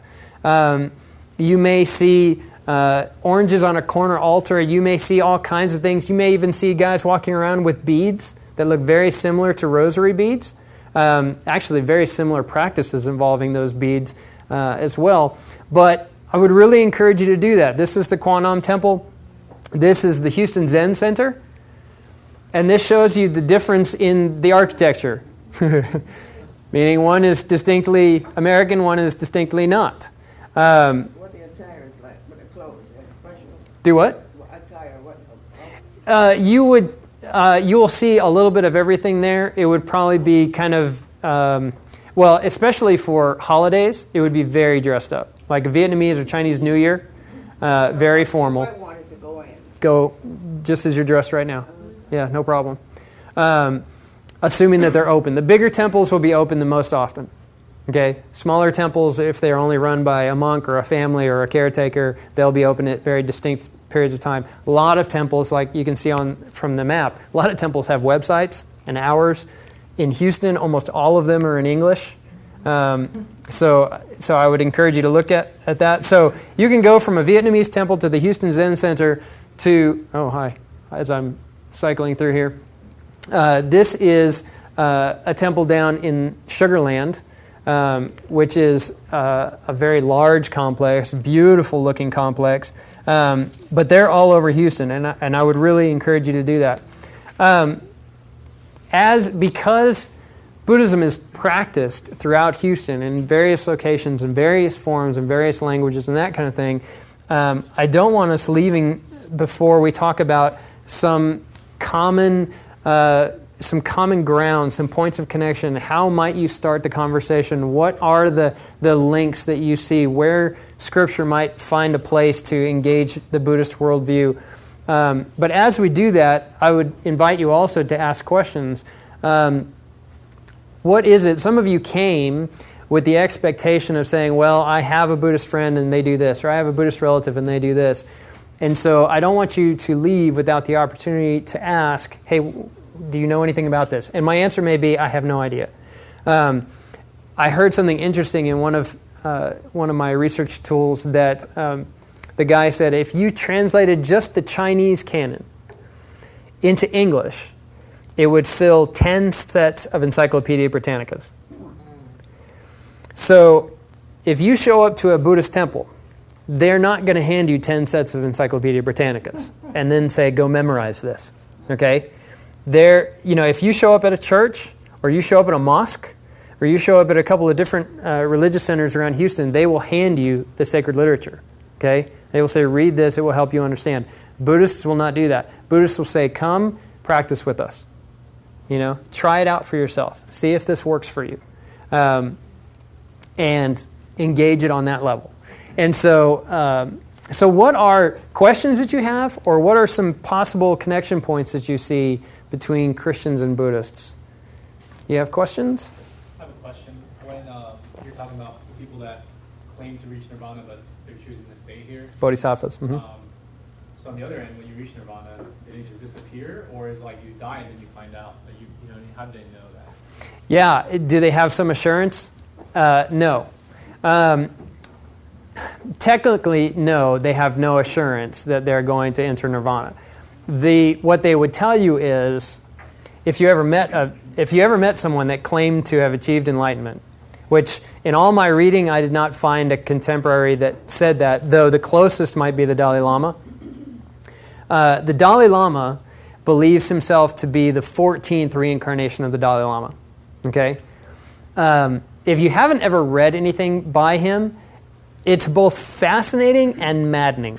Because in 1 minute, he'll be talking about Tibetan and Chinese politics, and the next minute, he'll be talking about otherness and selflessness and, the fertile void and some of these Buddhist terms that are very nebulous. And so I would say you probably are not going to ever find someone who is confident enough to say, yes, I have achieved nirvana and I'm just waiting around for the train out of here. Or I will be reborn. I know that for a fact, and I'm just here to help people. Usually, what you see, I guess, online and in most conversations is people say, I know it is possible within me, doing the best I can. Because think about it, if you say, I know I've got this, what are you exhibiting? Pride. So automatically you haven't achieved it, okay? Because pride is bad. So you got a little bad karma, at least enough to say, you're pretty prideful, you should work on that. So it's a very delicate balance. And so yes, you would think, especially if you are talking to them about spiritual concepts, this idea of assurance of salvation would come up. And so I would agree with you there. I did want to point out, I skipped a slide in an effort to get to something else. there are a couple of key terms related to nirvana and related to what they are intending that you need to be aware of. One is this very fancy sounding term called dependent origination. Okay, that just means the law of cause and effect. Okay, it means everything depends on something else. Now, where this comes into play is Buddhism is the ultimate complex system, which means everything is tied to something else, everything is affected by something else, and everything is affecting something else. And you'll hear a term called interbeing, which means what I do affects you, what you do affects my wife, what my wife does affects me, and what we do affects our children. All of those things, and you'll see a lot of examples of this. You'll see Buddhists talk about the apple and how the seed from the apple forms an apple. If it's not eaten, it falls to the ground, it becomes soil, the seed becomes a new tree, becomes a new apple, and the cycle continues. Okay? All of those things, and I left out the rain, the sun, the kind of soil, the place on the earth, the wind that's blowing, and you can see where this gets incredibly complex, incredibly fast. Okay? This idea of dependent origination, this idea of impermanence. Buddhism is also a little bit maddening because it's translated from either Sanskrit or Pali that use a lot of negatives. They'll talk about non-being.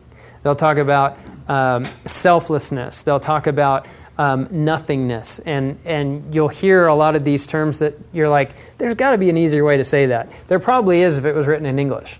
But you're translating from all these different languages. This idea of impermanence means the only constant in the universe, or any of the universes, is change. Okay? Everything is changing. My son visited the ocean for the first time last year. My son at the time was about 1. And he was fascinated by this idea that if you step in the wet sand, it will be erased. Right? Now, fast forward a couple years, and he's building a sandcastle there, right? He's got it going. Maybe the tide comes in, washes away the sandcastle. His immediate reaction to that is what? Frustration, right? Let's just say best case scenario is frustration. It could be anger. It could be any kind of that kind of thing. But if you don't understand that the universe is always changing, you're always going to be trying to build a sandcastle on a wet beach. Does that make sense? So Buddhists say, get over it. All right? The universe is always changing. If you stop fighting it, it is easier.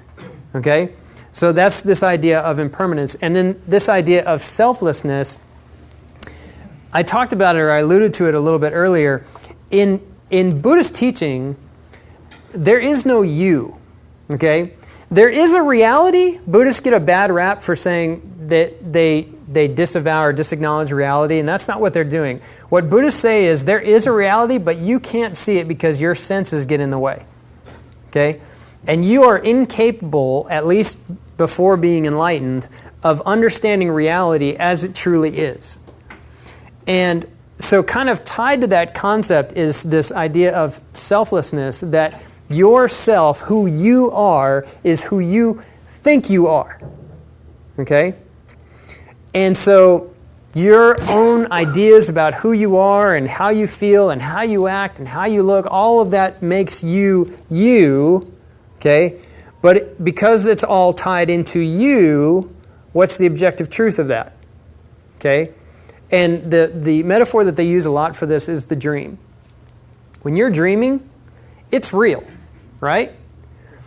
People come in and out of your dream, and you're talking to different people, and you're engaging them. Sometimes it's embarrassing. Sometimes you're a hero. You know, my favorite dream is when I'm flying. You know, that kind of thing. It's all very real, right? And even though you're dealing with all these different people and situations, when you wake up, your first reaction is, oh, that was just a dream. Meaning all those people and all those sensations were who? Well, they were real, but they were you, right? So if I'm dreaming about my son, I made up my son in my dream. And when I wake up, oh, now I understand reality for what it is. Nirvana and enlightenment in that way is a waking up. It's a saying, okay, now I understand reality for what it is. And so Buddhism, in some degree, is always looking for a way to wake up. It's always looking for a way to say, I see the suffering, I see the desire that causes the suffering, I see a way to end that suffering, I see all these things, but what I'm really, really after is a way to penetrate all of that, get past my own senses, get past my own thoughts, and see reality for what it is. And again, there is no, when you see reality for what it is, and this is where Buddhism can get maddening, it just is. Like, that's the magic answer in Buddhism. It is what it is. And you're like, well, where's this concept of heaven? Where's this concept of reality? Where's this concept of finality? No, there is no finality. If everything is always changing and that's the only constant, how do you ever come to a final end to all that? You don't, right? So this idea of selflessness is when you understand that you is just a matter of perception, you will be less focused on you, right? And that goes back, this is a really long-winded answer to your question. They won't all be like this. How do you know? You don't. But if you are that driven to know that you have the own salvation, you ain't there yet. Does that make sense? So it can be frustrating, but it's also, you can see where that would be kind of liberating too, right? Why would that be liberating? Yeah. I'll get there when I get there, But if I understand that it's not all about me, then I don't have to try and make it all about me. Does that make sense? What other points of conversation, connection, what else, questions, what else are you curious about? Well, something happened in the news, was reported in the news recently, that a young man who was in prison came forth and admitted to a crime because he had converted to Buddhism. Mm-hmm. I didn't understand the rationale. I guess I wouldn't be able to. Well, from a Buddhist perspective, what is the rationale? The rationale is by admitting to that and taking responsibility, you are reducing your bad karma. I mean, it's good karma. And so there's this idea of doing no harm, okay? I mean, there could be all kinds of implications. I'm not familiar with that specifically, but if someone is falsely accused, okay, no. What I'm saying is, if, say a family doesn't have closure because you didn't admit to it, maybe that's it, and he sees that as harming that family. Maybe that's an application. There are all kinds of applications for that, but it's an act of good karma to do that. Okay. Other questions? Sir? How do they manage to have those big temples if there's only a small percentage, like in Houston, for example? I've seen the temple in Sugar Land. It's big. And I only have a couple of friends in the area that go to that temple, and they're not committed to it financially. How do they survive? Through financial donations. In fact, Buddhist monks beg. I mean, if you go to Asia, you will see. You'll walk down streets and there will be rows of begging monks, which is not. It's not just a means to an end for them. It's also kind of part of a practice and kind of a renunciation of the world. But yeah, they're all funded through donations. It's the same way churches are built. Now, there is a principle in Buddhism of transferring karma, and so by making a monetary donation, that's good karma. Okay, you will see certain Buddhist celebrations where they do something and kind of bequeath the karma that they would have earned from that to somebody else or to something else. I read a book, and in the dedication he said something to the effect of, I bequeath the karma that I would have gained from any pleasure that people got from reading this to those people. May they be more learned and blessed and whatever else. And so what he's doing, what that author is doing, is he's reacting to this. If you do something altruistically, but then you get a really good feeling about it, how altruistic was it? No. Not really. Like if I say, well, I'm going to write a big check to this temple, and I'm going to feel awesome about it, and I might tell somebody about it, or I might have a plaque on the door, or I might, whatever, donate a particular thing, then that wasn't pure altruism, right? So yes, there was some good karma in that donation, but then I added some weight onto that by taking credit for it. So the short answer to that is donations, and those are encouraged because of the karmic implications of that. Yeah. What else? Questions? Yes, ma'am. What's the reasoning for praying to ancestors? Say again? What she asked, what's the reason for praying to ancestors? I don't have a good, simple answer for that. There's an element of that in Confucianism. There's an element of that in Shintoism practiced in Japan. You will find, especially in, for instance, Buddhism was very significant in the samurai movement in Japan. Buddhism, which is do no harm, is helping samurais who live literally by the way of the sword. That's what Bushido means. And so you're like, how do those two go together exactly?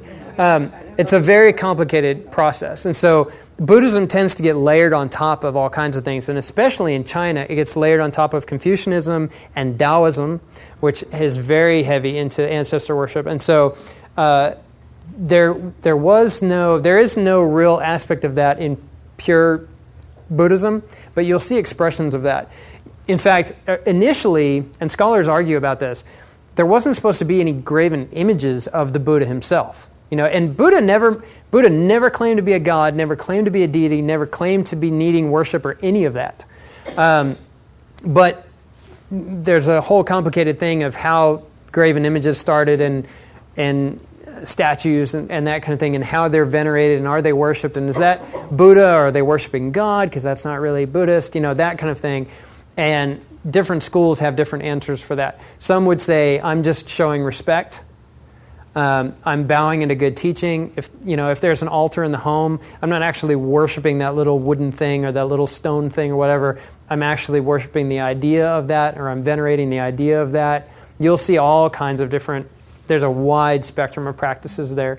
But the ancestor worship in particular is layered from other religions for the most part. And that's, I think, that's my best guess. Yeah, because I come from a Vietnamese background, and most of them, people I know that are claiming to be Buddhists, they pray to their ancestors, but it's for good things.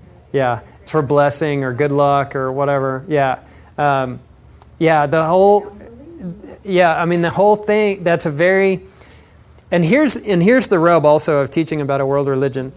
If you took the notes to any that I will give you to any Buddhist temple, they'd be like, "Oh, that's not quite right," and I'm acknowledging that, like I'm saying that on camera. Okay, there is kind of a pure form. Okay, then there is expressions of that. Just like if I visited every Baptist church, let's just say every Southern Baptist church. I'm trying to narrow down as much as I possibly can. And I went in, am I going to see the exact same thing in every church? No. Okay? If I went, forget Baptist, because we're problematic in that regard. If I went to every Presbyterian church, or every Lutheran church, or every Catholic church, or I pick a denomination, am I going to see the same thing, the same emphasis, the same expression in every one of those churches? No. Does that mean that they're all following different doctrine? No. It means that they're emphasizing certain things over other things. Certain churches do communion every week. Some do it like once a year. Is that saying, well, they obviously don't love the Bible and the book of Corinthians? No. I mean, let's not get carried away. So there are different expressions there. And so that's why I say I really encourage you to talk to your Buddhist friends and coworkers and neighbors and that kind of thing and just say, hey, help me figure this out. A couple of things that I want to leave you with here as far as connection points is because Buddhism is completely contained within the person and their effort, there's no concept of forgiveness or grace in Buddhism. Okay? If you do something, if you lie, you're stuck with it. Okay? You have to go do some good things to remove the weight of that bad karma. Okay? You have to earn your way out of it. Okay, it's a very works-based religion. It's entirely works-based. Okay, there are only a few applications of what we would look at as faith in all of Buddhism, and they're usually different schools. So there's no concept of forgiveness or grace. There's no one to appeal to bestow forgiveness or grace, right? So there's a connection point there, and it's interesting to me that an entire, well, and I guess this is more the human condition. This world religion is based around, and it is a religion. You'll hear that sometimes. It's not a religion; it's a philosophy. You hear Christians, say all the time, "It's not a religion; it's a relationship." It's both. Calm down, okay? Buddhism is a world religion. It's geared around human suffering, right? How different from that concept is Christianity? Are Christians familiar with suffering? Yeah. Taught to expect it in some cases. The Redeemer, the Savior that we believe in, is not only saving us from the stupid things that we do, right? But is removing the blame, is removing the karmic implications, if you were to use Buddhist terminology, okay? Jesus has paid the penalty for our karma, if you were going to use that term, okay? Now, some of you are seminary grads in here, and that was theologically muddled, and I get that. But man on the street type stuff, that's where a conversation starts, okay? The entire world religion is based on earning your way out of your problems. Christianity says, can't be done, right? Buddhism would say, well, it can be done over a series of lifetimes. Maybe. We're pretty sure. Okay? Well, Christianity is like, we're just going to take the guesswork out of that. Okay? Can't be done.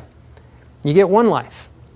So there's a connection point there. And again, I'm not saying go point the finger at your nearest Buddhist.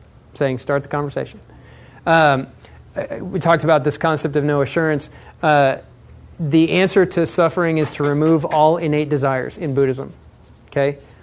Compassion in Buddhism is a key value. Key value. Okay? One of the highest states of mind in Buddhism is that which entails compassion for other people. Okay? If only Christianity had some degree of compassion to it, right? So there's a conversation to be had there. I know of a source of compassion, right? I feel compassion. Now, here's the great part about it. I have a source of compassion and an aid in compassion, even though I don't feel like it because I just got cut off in traffic, right? If you're a Buddhist, you got to get rid of all that stuff before you're ever getting to the good stuff. So there's a conversation to be had there. And peace and joy, Buddhists are seeking peace. When you boil it all down, right? What is nirvana? It's an extinguishing, right? It's the ultimate peace. Okay? Now some of you are like, yeah, it's anticlimactic. But for a Buddhist whose worldview is everything has some degree of suffering, what could be more freeing than me saying, just get out of that system? Right? That's the Buddhist teaching. And there are so many parallels in Christianity saying, okay, we have an escape for the system. Okay? There is peace and joy. It can be had now. Now, you will eventually have a conversation that joy is not a bad thing, like expressing joy. Because a real staunch Buddhist would say that's a very self-centered perspective. You're trying to find joy for you. Okay? And while it's not entirely about that, that's kind of bonus, right? There is joy to be had in living that life and life to the full. And so I think there are all kinds of ways to bridge the gap and to begin those conversations. And actually, Buddhism, as you study it and as you learn about it and have conversations about it, it's something that will require you to not jump to conclusions. Does that make sense? If a Buddhist came up to me and said, hey, we're all on the same mountain going to the same place, okay? You can either say, no, we're not, which ends the conversation and probably damages the relationship. Or you can say, let's talk about what's at the top of the mountain. Let's talk about how we get up the mountain. Let's talk about what we do with that knowledge, and let's figure this out together. Okay? Now, they're going to work their way into that conversation. You have the Holy Spirit advocating. So, so be prayerful when you go into those conversations, but I'm begging, don't be afraid of those conversations. Don't be afraid of the analogies. Don't be afraid of we're ultimately nothing. Well, okay, fine. Agree to disagree for the moment. Let's talk about something. It's that kind of stuff. I mentioned before, there's very little combat built into Buddhism. There's very little, I'm going to win you over. And that, for me, as a Christian, is extremely enticing. Not because I think I can win now, but because I don't have to worry about burning a bridge of a relationship by bringing up, this is what I believe in. Because a Buddhist will say, that's great. Awesome. You can be a Christian and a Buddhist. In fact, you can be a Buddhist and believe in a creator God. We'll all work it out. Okay? It's very safe ground. So I would just encourage you to have those conversations and go to those places and do those things to reach people for the gospel. Yes, ma'am? Have you found yourself in conversations with people who are traditionally Buddhist or from Buddhist background or family that really aren't that familiar with all of the precepts of their own? Oh, yeah. Have you found yourself trying to teach them their own stuff before you can even talk to them about it? No, one thing that I found in researching world religions is that every world religion has people who don't know much about their religion. And so, like, if I came across a very casual Buddhist or a very casual Muslim, I'm not going to try and bring them up to speed on their own religion before talking about mine.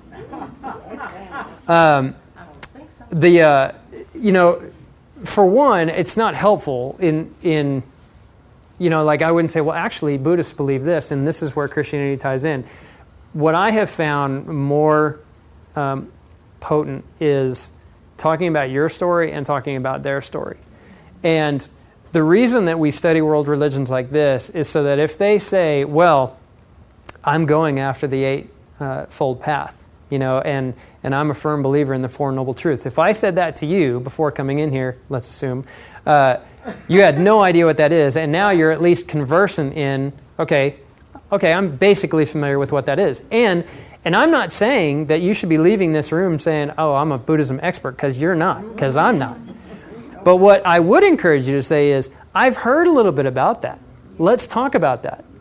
And what you may find is, well, in addition to the Eightfold Path, I also worship ancestors.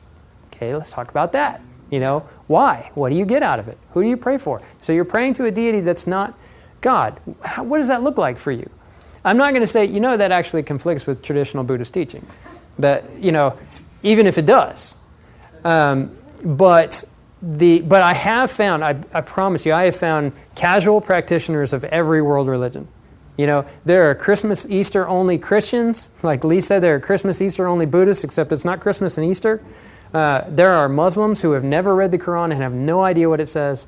There are cultural religious practices, especially, you'll see this in Buddhism maybe more than any other world religion, because it takes on such the flavor of the different countries that it's practiced in. Vietnam has its own issues with this because they were impacted by the Mahayana tradition and the Theravada tradition at different points in their history. And so you'll actually see some overlaps between those two and the Vietnamese culture on top of that, which also has some Catholic tradition involved there, and some other Protestant tradition on there, and some atheism, and some animism if you go far enough to the west. So if you can make sense of all that, you should be up here, But all of that is going to come into play, and all of that comes into play ultimately for each of us. I was raised Presbyterian. I'm now a Baptist, so I bring a particular flavor to that some of my colleagues who are raised Baptist don't bring, And if I go hang out with some of my Methodist friends or my Presbyterian friends or my Catholic friends or whatever, they're going to bring different flavors to that. And so I find it's more important to deal with someone's story than deal with the facts of their own religion. I just try and know the facts of their religion to give me a little bit of context. I also try and do that so that if I go visit a mosque and they ask me to do something, or I go visit a Hindu temple and they say, would you like to participate in the arti? I know that's just waving my hand over a candle. It's not that big a deal. If they offer me some food, I can say, no, this is why I believe that. And they're fine with it. And I know where some of the, pardon the metaphor, I know where some of the landmines are. I know what's a deal breaker and what's not a deal breaker. And that's helpful to me. And Buddhists especially have no problem with that. It's very easy to say to a Buddhist, I'm not going to meditate. No problem. Sit in the back and watch. And they'll invite you to. Sit next to me and watch, or just listen, or just close your eyes, or don't. No problem. Very accepting of that. Very tolerant of that.